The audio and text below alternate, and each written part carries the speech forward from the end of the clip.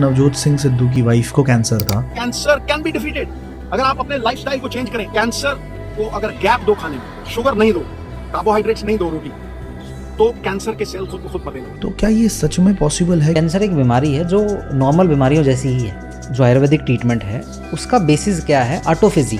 Carbs और ये जो शुगर है इसको काट दिया अगर मिलेट्स ज़्यादा। ऑटोफेजी से क्या करेगा?